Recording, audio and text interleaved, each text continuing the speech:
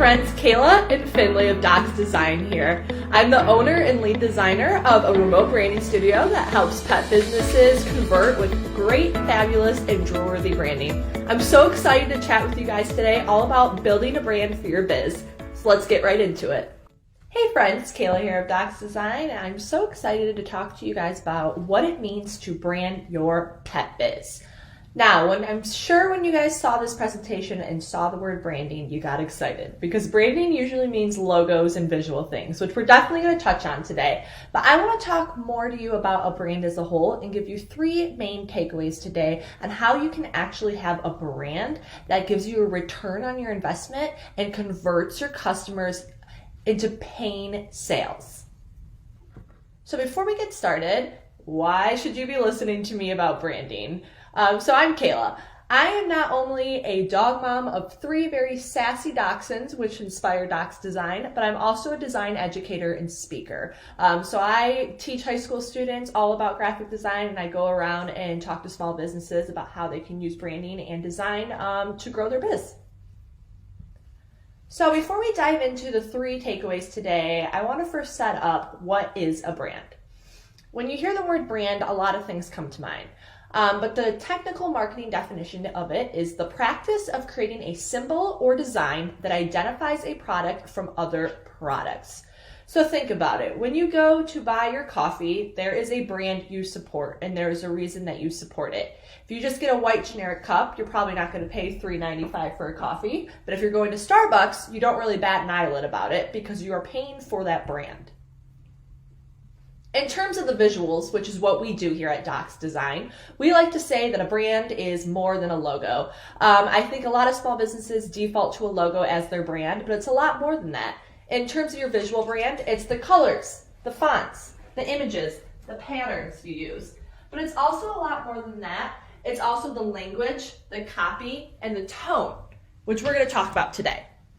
We had the pleasure of rebranding Renzo and Ruby, and thanks Natasha for having us on this summit this week. But because when we branded Natasha and Renzo and Ruby, we were very specific about what we did, and we have a tried and true process here at Dox Design, and we're going to give you some behind the scenes look at that today and kind of the 3 parts of how we go ahead and create a brand that actually converts. So a brand should always connect, communicate, and convert. You have to start with the foundation of connecting, move to communication, and that's when your brand converts. So, I know it's really fun to jump into the visuals and talk about the colors, which is the communication part, but before the visuals, you must connect with your customers and get their attention. We want to focus less on the end product or service when creating your visual brand and more on how we want to make our audience to feel. A lot of pet businesses will dive right into the end product or service, and they will use generic things like paw prints or anything that you see as a typical visual cue in the pet industry, and not so much at how they want their audience to feel. And connecting with your audience is the most important foundational step you can take in your brand. So how do we connect? We connect through what we call our brand tone to our audience. So what exactly is your brand tone? Your brand tone is the emotion that you want your audience to feel when interacting and looking at your brand. If you're a pet sitter or a dog walker, comfort might be one. That might be the emotion that you want your visuals to evoke. Maybe you are a natural pet food brand and you want that to go across as your tone. A lot of pet businesses, when trying to decide their foundation of how they want to connect, will kind of start with more generic terms and to the left. Instead of using generic terms like good, happy, fun, natural, really dig deep with what your brand tone is and use as descriptive words as possible, because the more descriptive you are with your brand tone, the better visuals you can pick to communicate to your audience. Once you have your brand tone and you have that emotion, that one word that really describes your brand, the next part of connecting is who you're connecting with. So your ideal audience. Now, I see a lot of pet businesses fall into the trap of using dog parent as their generic ideal audience. I'll ask them, who are you trying to target? And they'll say, a dog mom or a dog dad. But your ideal audience has a lot more than that. So really, the same as the brand tone, you want to get as specific as possible when thinking about who your ideal audience is. Because someone who's an edgy city dog mom or someone who's a suburban mom who has a dog will be attracted to two very different visuals. When your audience and tone overlap, that is when you're connecting. So to the left, we have the words that you will use to describe your ideal audience. Did you just say that your audience is a city person? Did you just say that your audience is a mom in the suburbs? Really figure out the words that you would use to describe your audience. To the right are the words you would use to describe the feeling or the brand tone you want them to feel. What is that one emotion you want to get across? You'll start to see that certain words overlap, and that is really where the communication happens. When you have the feeling communicating with that ideal audience. So for example, if you said, my ideal audience is a city dog mom and I really want to make them feel empowered. Setting that up as your foundation for connecting starts to bring certain visuals to mind. If you know that you are communicating to a city dog mom, you're not going to want to be using pastel colors and super soft bohemian visuals. It doesn't make sense for the audience you are connecting to. While if you said that you are a pet sitter and you are looking to connect to a family dog parent and you want them to feel comfort, using pastel colors, using warm photography, and using trusting quotes like this visually makes sense because it's who you're trying to connect with. So before we pick the visuals, we really need to figure out that connection piece. Figure out who your audience is, figure out who your brand tone is, and that will help guide the visuals of your brand moving forward. So, we talked about connection. Because before you can communicate your brand, you have to make sure you get your attention of that brand. So we've connected the feeling that we want to communicate, and we've also figured out the audience that we want to communicate to. Once we have those two things set in stone, we move on to the next phase, which is communication. And we communicate with visuals. So this is the fun part of brand, and this is where most people's minds go when they think about a brand. The colors you're using, the fonts you're using, the patterns you're using. All those things that you pick for your brand are a visual communication device to your audience. So how do we communicate? We communicate through colors, one of our favorite things here at Dox Design. Certain colors, certain emotions. We communicate through fonts. The typefaces we pick say certain things about our brand. And the designer special sauce at Dox Design, we communicate through our brand elements. This can be the illustration style we select, the icons, the textures, the patterns we use in our social media graphics and our packaging. So we're going to briefly walk through those three important things and how you can successfully select the branding basics to communicate to your audience. First and foremost is colors, which is so much fun to select. And so many pet brands will kind of default to their favorite colors here. But again, we want to make sure that we are communicating to our audience so that they connect to our brand. So colors evoke certain emotions. I'm sure you've heard that if you paint a bedroom red, it tends to bring aggression and anger into a room. Where if you paint a bedroom blue, it tends to be more of a calming space. The same goes for our brands. The colors we pick will evoke certain emotions in our customers. So if you're a natural brand, it makes sense to stick with greens and blues. Where if you're going for a more fun and quirky vibe, you might want to go for bright neon colors. You want to make sure that the colors you pick for your brand make sense for the emotion you want to evoke. So for example, if you said that your brand is approachable, maybe a little quirky and classic, a color palette like below would probably make the most sense. Now, Picking colors is no easy feat. Trust me, we do it daily. There's actually a formula that you guys can use to help select your colors. So if you're going through this training and you're trying to figure out how you can build on top of the brand you already have, or if you are trying to rebrand a brand, I would start with the color that you use in your logo. So if you have a blue or a red in your logo, use that as the base. And you can use one of these 4 color combinations to build a palette around it. You can go to color.adobe.com to go ahead and work through these 4 formulas, or you can write these down here. Pretty much on the color wheel, all colors fall in a certain way, and there's certain formulas you can use to build a color palette so it doesn't clash. So if you're using red, a complementary color to that is green, or maybe if you want to use all red tones, that would be monochromatic, and so on and so forth. Pro tip for all of you as you're going through and doing the branded basics is to write down your hex codes, especially if you are using Canva. You will see when you select a color, it is asking for a hashtag and then a string of numbers and letters. So when you're picking those colors, make sure you are writing those down on a sticky note or writing them somewhere. That way you can reference them so you can have a consistent color across all the designs you're creating. The next visual building block to communicate is fonts. Fonts fall into 4 different categories, and each category says a certain thing. So when you're picking fonts for your brand, again, you want to make sure that you are communicating a certain feeling and a certain tone to your audience.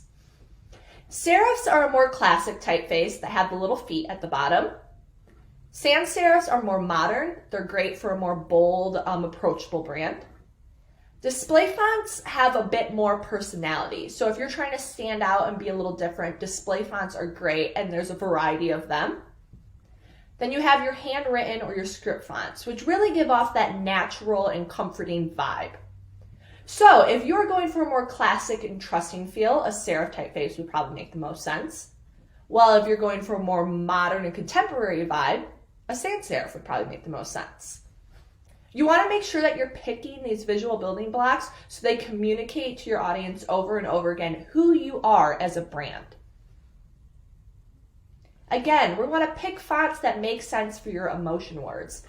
So if in the beginning when we were going through the connecting phase, you were saying, yeah, I'm bold and I'm daring and I'm a fun brand, you want to make sure your font is saying that. Whereas if you said, I'm a bohemian brand, I'm soft, I'm beachy, you want to make sure that your fonts are also saying that. Everything should build on top of one another. Then finally, the secret sauce that people will not tell you about is what we like to call over at Dox Design our brand elements. So some examples of brand elements are the patterns you're using, illustrations, textures.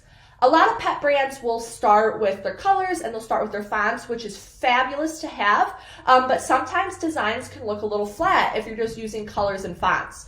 What really starts to make you look professional and really makes the branding of your pet business stand out is adding in these brand elements into your designs. So adding in illustrations, adding in patterns. Again, when you're picking these things, you want to make sure that they're making sense for your brand tone so that we are connecting and communicating correctly for your pet business. Again, if you said that you are a bold and daring pet brand, go for something that's geometric, bold. Don't just be picking dots because they're trendy for the time being. You want to make sure that the elements you are picking make sense for the motion you're trying to communicate through social media, through your packaging, through your website. So if you're a soft and boho brand, make sure the patterns and the elements you're picking reflect that. So we've talked about a little bit about how we first want to connect as a brand. Before we can communicate visually, you have to get your audience's attention. To get their attention, you need to know who your audience is and how you want to make them feel. Once you've really nailed down who your ideal audience is for your brand and how you want to make them feel, that's when you can start to visually communicate them through the fun branding things that we all know. So colors, fonts, brand elements. So once you've built the foundation of who your audience is, how you want to make them feel, and once you've picked your visual communication tools, aka your brand, your colors, your fonts, your brand elements, Now we combine the two so that they actually convert for your pet business and you see a return of investment on your brand. This is where the magic happens. When your brand connects with your audience and it communicates to their heart, your brand will convert. As you can see from the right, our clients at Dog Charm City just messaged us saying it's crazy how much we've grown since the rebrand with you guys, because we went through building on top of the foundation and following our tried and true formula, which you guys all now know and can do yourself. So wanted to give you guys some case studies on how this can happen, how we've done this for our clients, and how you can do it for your own pet business. Our clients, Dog Charm City, are dog walkers over on the East Coast. Since rebranding with us, they have hit 10,000 followers and had a 30% increase in online sales. And they did this by going through our process of connecting, communicating, leading to conversion. So we knew that they were targeting millennial dog moms, and that was who we wanted to communicate to. We wanted to communicate fun, quirkiness to millennial dog moms. So we knew that was the feeling. We knew that's who we were communicating to. From that, we were able to communicate and pick the visuals. So because we knew we wanted them to be quirky and fun, we wanted a brand that was colorful, we wanted fonts that were bubbly and fun, and we wanted images that gave off a little bit of quirk. By doing this and creating their entire brand, creating marketing materials, creating packaging design, people started posting their boxes online, which attracted other millennial dog moms to follow them on Instagram and start buying their online sales. So because the visuals were so targeted and they were connecting and communicating to the people that we were meant to design for in the first place, we were able to get them over into Dogs of Charm City's Instagram page and get them onto their online store, leading to a 30% increase in just 2 months since launching their rebrand. Another example of this, it doesn't have to be a product, our clients over at Two Adorable Labs.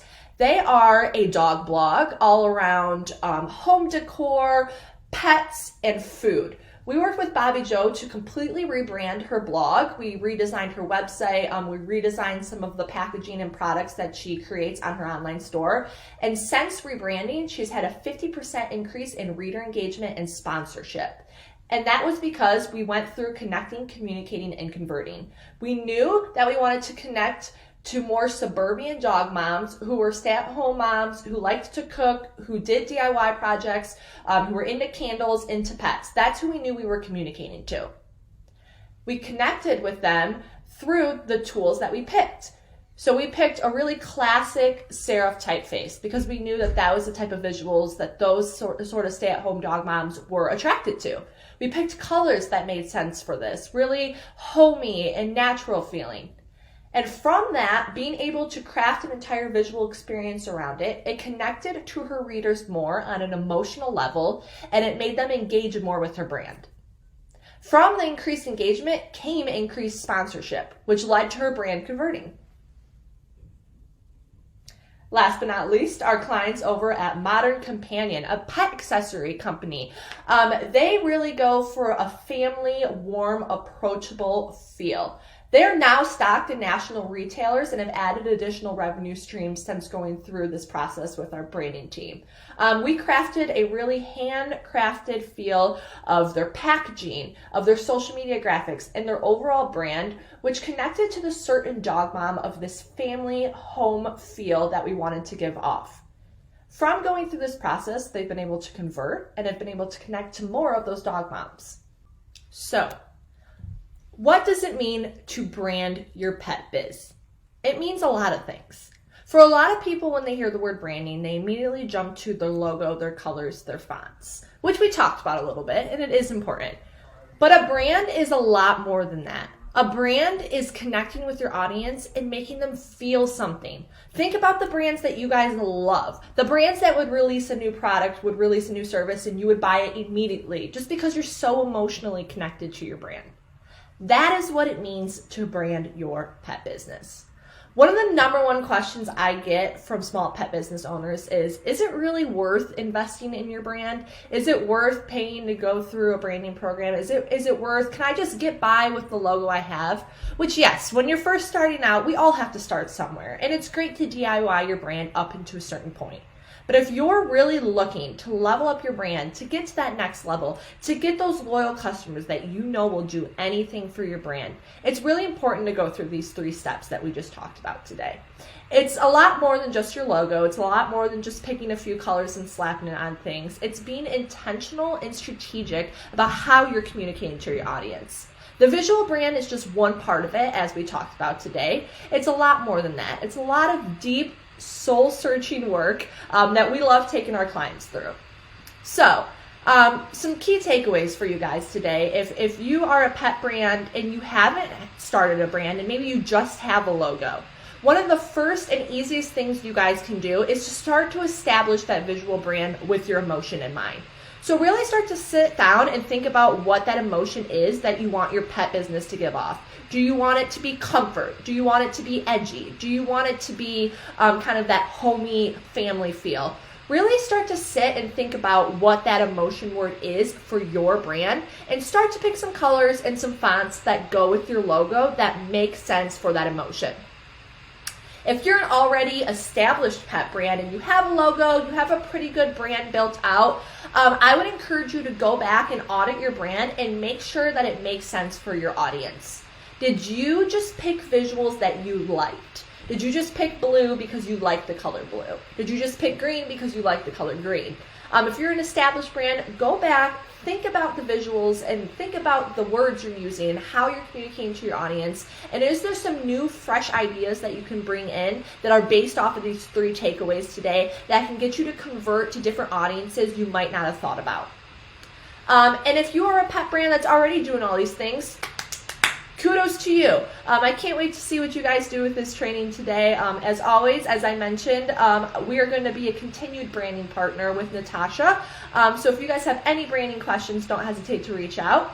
And if you guys want more in-depth brand training and design support, you guys can go ahead and join our free Facebook group, Design Support for Small Businesses. That's Design Support for Small Businesses. In there, we post social media freebies, more in-depth brand trainings. We post Wednesday design school threads where you guys can ask any of your design questions and our team will answer them. We're here as your guys' branding and design experts for all pet business owners and all small business owners. And we can't wait to hear your guys' questions and help you guys along the way.